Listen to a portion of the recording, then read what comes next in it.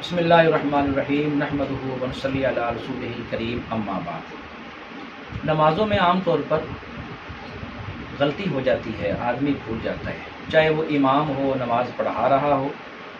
چاہے وہ مقتدی ہو نماز پڑھ رہا ہو، چاہے وہ منفرد ہو یعنی اکیلا نماز پڑھنے والا، وہ اکیلا ہی اپنی نماز پڑھ رہا ہے، چاہے وہ فرض نماز پڑھ رہا ہے، سنت پڑھ رہا ہے، نفل پڑھ رہا ہے یا کچھ بھی پڑھ رہا ہے، تو عام طور پر غلطی ہو جاتی ہے، آدمی بھول جاتا ہے،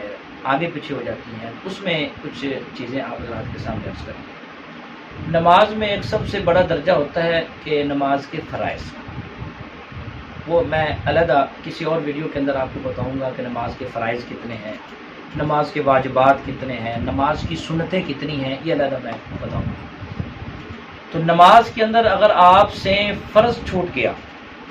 تو چاہے آپ اکیلے نماز پڑھ رہے ہیں، چاہے آپ امام ہیں نماز پڑھا رہے ہیں، اور چاہے آپ مقتدی ہیں امام کے پیچھے نماز پڑھ رہے ہیں، اگر آپ سے فرض چھوٹ گیا تو آپ کی نماز نہیں ہوگی، آپ کو نماز دوبارہ پڑھنی پڑے گی، پہلے والی نماز نہیں۔ یہ ایک صورت۔ دوسری صورت یہ ہے کہ اگر آپ امام کے پیچھے ہیں اور فرض چھوٹا نہیں ہے، فرض میں تاخیر ہو گئی ہے، یا واجب آپ سے چھوٹ گیا ہے، یا واجب میں تاخیر ہو گئی ہے، تو امام کے پیچھے کھڑے ہونے کی وجہ سے یہ آپ کو معاف ہو جائے گا، اس پہ کوئی معاملہ نہیں ہے، آپ کو سجدہ صاحب نہیں کرنا پڑے گا۔ لیکن اگر وہ آپ امام ہیں یا آپ اکیلے نماز پڑھ رہے ہیں تو اس صورت کے اندر اگر آپ کے فرض میں تاخیر ہو گئی، یا واجب آپ سے بالکل چھوٹ گیا،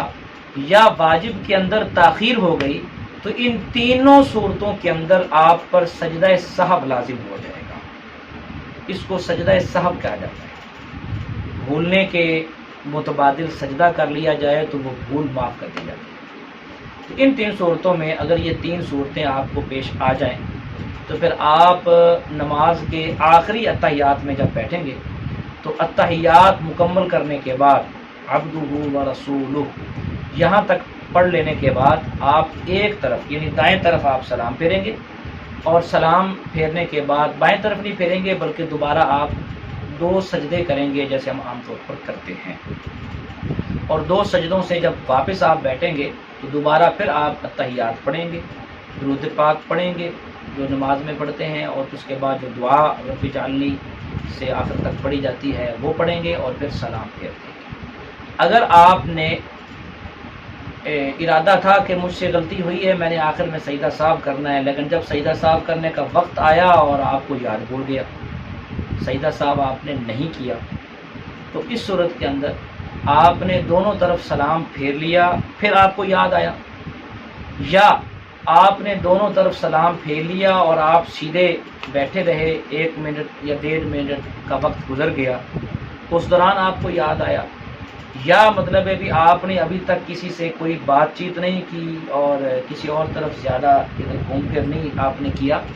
اس صورت کے اندر بھی آپ اسی جگہ واپس ہو جائیں اور سجدہ سہو کر لیں۔ سجدہ سہو کرنے کے بعد پھر آپ اتحیات پڑھ لیں، درود پاک پڑھ لیں، دعا پڑھ لیں اور سلام دونوں طرف پھیر دیں، تب بھی آپ کا یہ سجدہ سہو ہو جائے گا۔ لیکن اگر آپ نے دونوں طرف سلام پھیرنے کے بعد اٹھ کر کھڑے ہو گئے،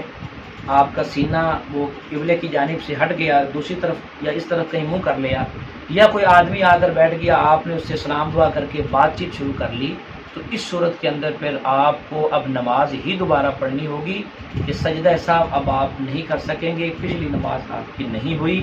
آپ کو دوبارہ نماز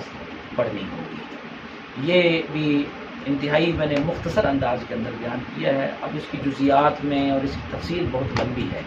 انشاءاللہ پھر موقع ملا تو ضرور کریں گے۔ السلام علیکم۔